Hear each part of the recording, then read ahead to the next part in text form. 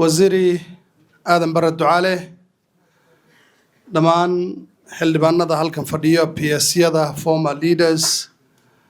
علماء الدين كنا قبلها شرفت له السلام عليكم ورحمة الله وقت قاعد بورديا آد بو قباب سيوية هاي أنا وأنت تجينا يا وحنا نكب الله يا مهد علن مركز اللي يراهدو مرر وحاجرتو erayada afkaada ka soo baxaya aynan ku filneen oo aynan cabiri kareynin mahadnaqa qalbiga kaaga jiro mahadnaqa waxaan rabaa ugu horeyso inaan u fidiyo wasiirkeena wasiiradan barre ducaale kulaalkay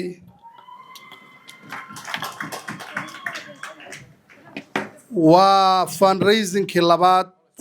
muddo 2 toddobaad ah oo Wajeer South uu qabto Waziri, thank you is not enough. mahadsanid maanta kuma filno waa ku ducaynayna haddaan nahay ummadda Wajeer South waa ku ducaynayna ummadda Wajeer South guud ahaanna wixii qayb ka mid ah loo qabto qaybta kalena waa loo qabtay wasiirka ha loo duceeyo insha Allah taala ha loo duceeyo waliba sujuud ha loogu duceeyo waxaa kaloo rabaa inaan u mahadnaqo odayaashii soo curiyay hawshan maskaxdooda ay ka soo hortay dhalinyartii dadweynihii Dadajabula 2023 bay conversationka Harambaydan bilaabatay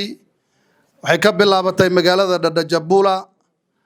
maalinta ayada waxa ila socday oo halka Nairobi igala baxay Sheekh Cabdisalaan iyo former chief qadi walaalkay Sheekh Rashid waxaana maalinka ayada iskuulkii aan dhagax dhignay aan ugu magac darnay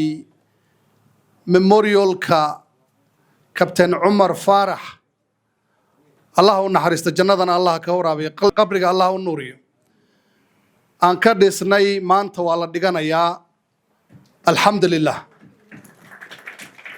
hadba meel bay soo martay gundhigeedii iyo gabagabadeedii waa maanta ilaahay waxaan ka rajaynaynaa tii lagu aflaxay inuu noqdo inay noqoto waxaan idin sheegaynaa rabnaa inaan idinku wargelino qaybtan waa qaybtii koowaad ee waqafkaas madrasadaas Dadajabula inaan idinku soo noqono mustaqbalka insha Allah taala way u badan tahay garab istaaga maanta aadna garab istaagteen mar kale ayaan idin ka filaynaa guddiga soo qaban qaabiyay madrasadan ama waqafkan iyaduna waan u mahadnaqaynaa juhdi badan bay sameeyeen ilaahay miisaanka xasanaadkiina ha ku kabo marka xigta ciddii xogaa aan ku baraarugsanayn waxa loo rabo Harambaydan anigoo dadajinaya xasuusin bay iga tahay bulshadeenna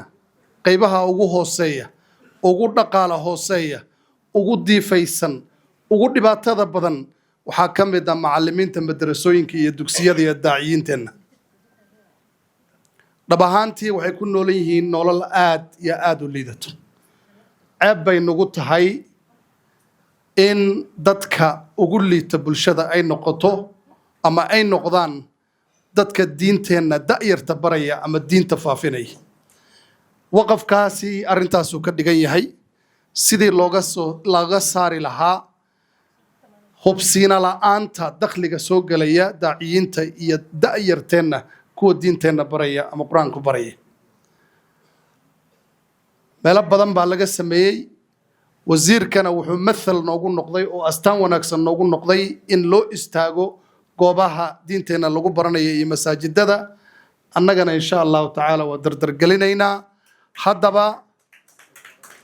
60 ka mid ah macallimiinta dugsiyada iyo madrasooyinka Wajeer South